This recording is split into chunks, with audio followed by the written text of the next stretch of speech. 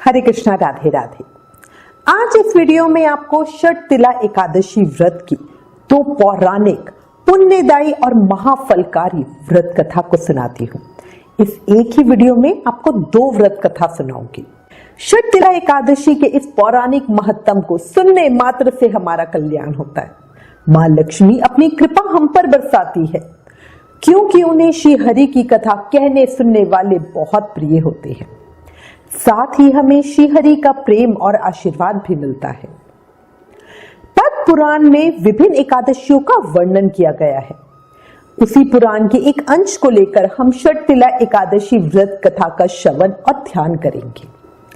एक समय की बात है, भगवान श्री कृष्ण के श्रीमुख से एकादशियों का महत्तम सुनकर श्रद्धा पूर्वक उन्हें प्रणाम करते हुए अर्जुन ने कहा, हे केशव, आपके श्रीमुख से एकादशियों की कथा सुनकर मुझे असीम आनंद की प्राप्ति होती है। हे मधुसूदन, कृपया कर अन्य एकादशियों का महत्तम सुनाने की भी अनुकंपा करें।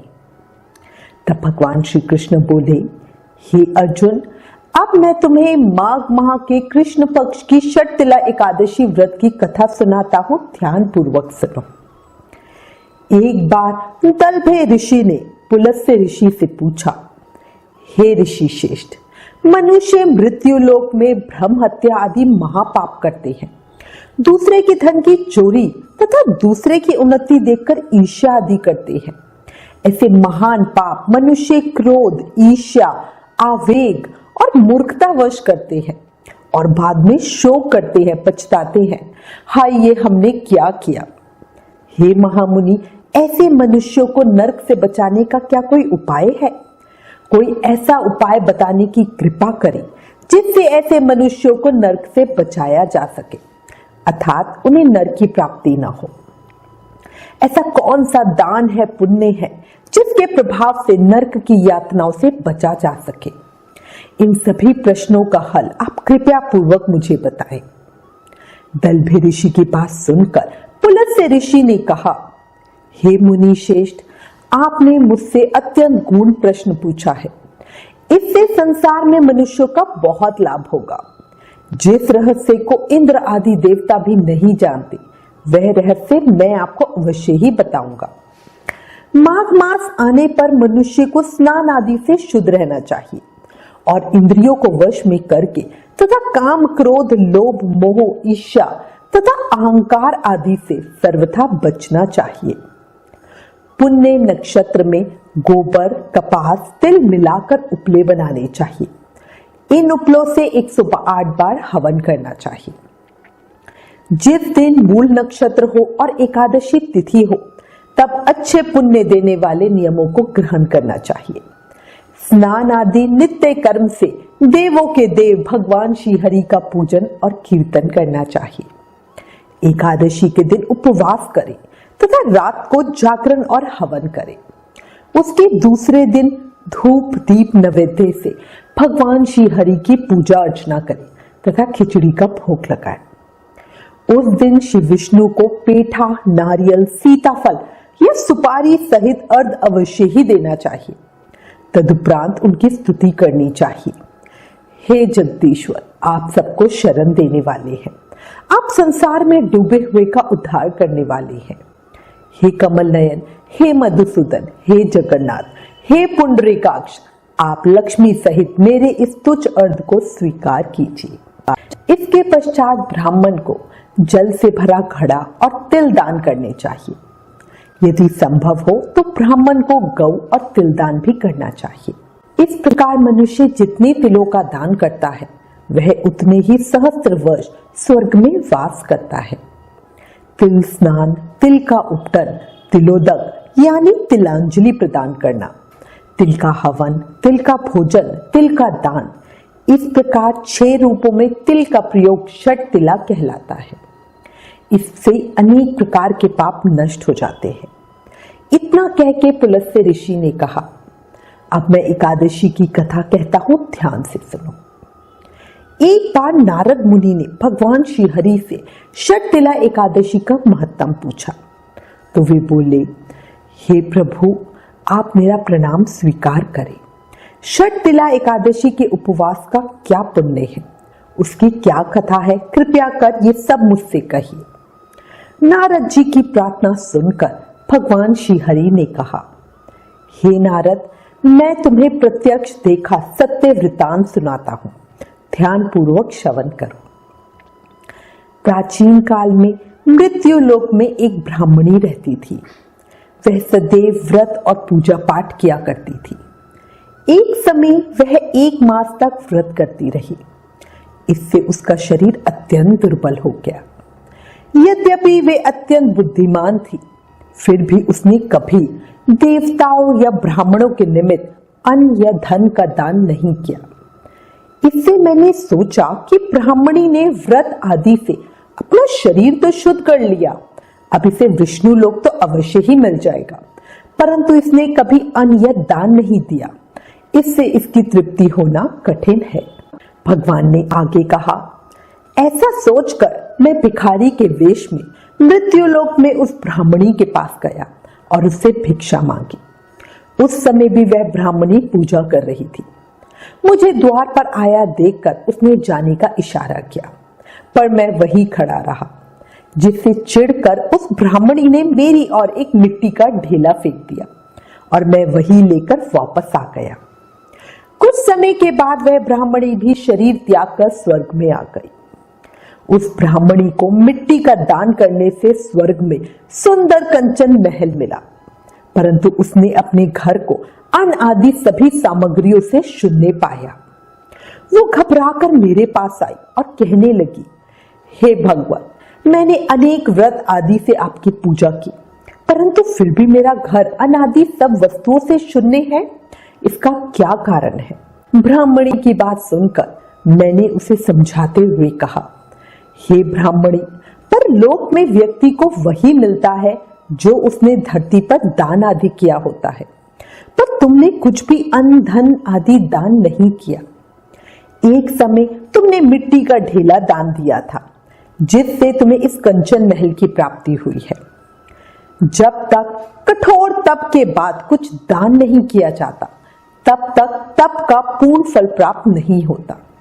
विशेषकर षटतिला एकादशी के दिन तो दान अवश्य ही करना चाहिए। इस दिन तिल और तिल से बनी वस्तुओं का दान करना सबसे ज्यादा शुभ होता है।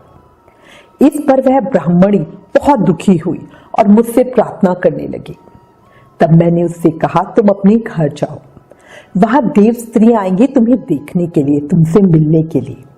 उस समय तुम द्वार मत खोलना और उनसे कहना कि वो अपने एकादशी पुण्य को तुम्हें दे और तुम्हें षटतिला एकादशी का पुण्य और विधि सुनाए, तभी द्वार खोलना। मेरे ऐसे वचन सुनकर वो अपने घर गई। जब देव स्त्रियां आई और द्वार खोलने को कहा तो ब्राह्मणी बोली, आप मुझे देखने आई हैं, परंतु मेरा घर वस्तुहीन है, इसलिए कृपया कर मुझे एकादशी व्रत का पुण्य दो और मुझसे षटतिला एकादशी का महत्तम कहो।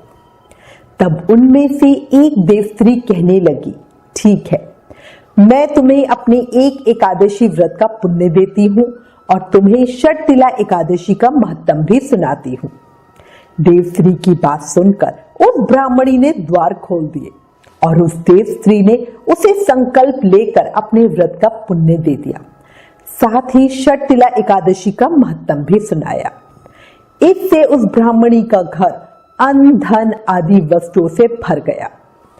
इसके बाद उस ब्राह्मणी ने भी देवश्री के कथनानुसार षटतिला एकादशी का व्रत किया। इस व्रत के प्रभाव से वह सुंदर और रूपवती हो गई तथा उसका घर धन अन्न आदि समस्त सामग्रियों से युक्त हो गया।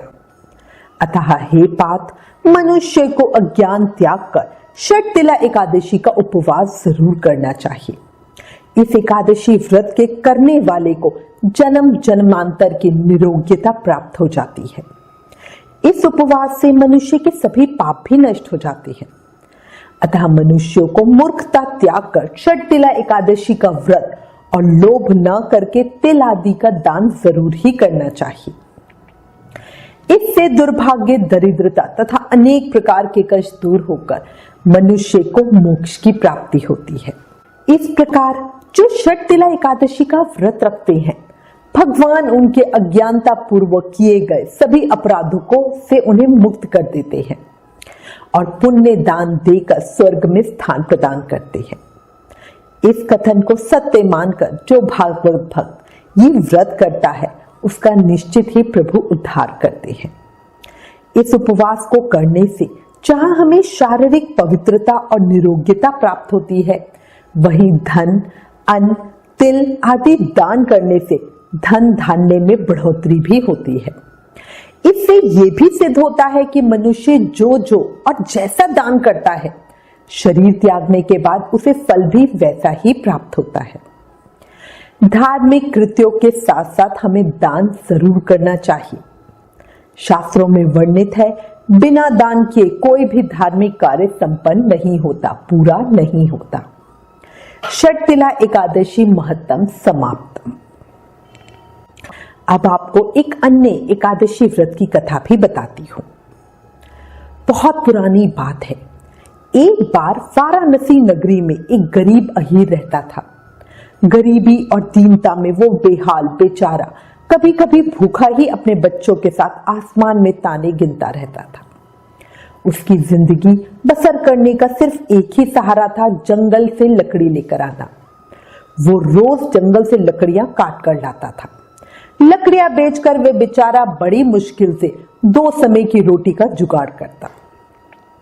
जिस दिन उसकी लकड़ियां नहीं बिक पाती, उस दिन उसे भूखे पेट ही सोना पड़ता था।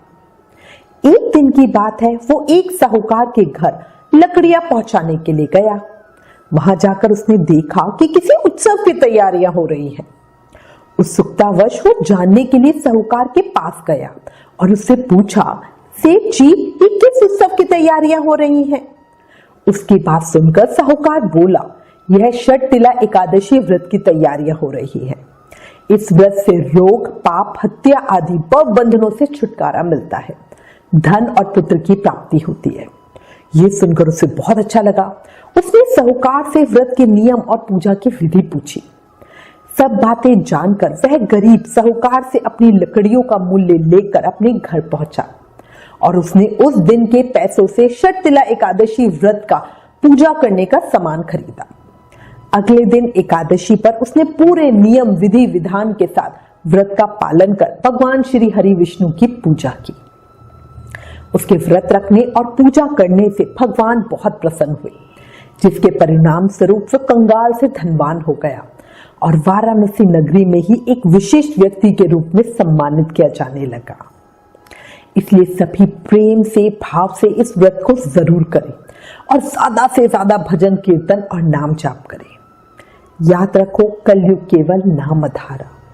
सिर्फ नाम जाप करके ही हमें प्रेम, भक्ति, मुक्ति मिल सकती है।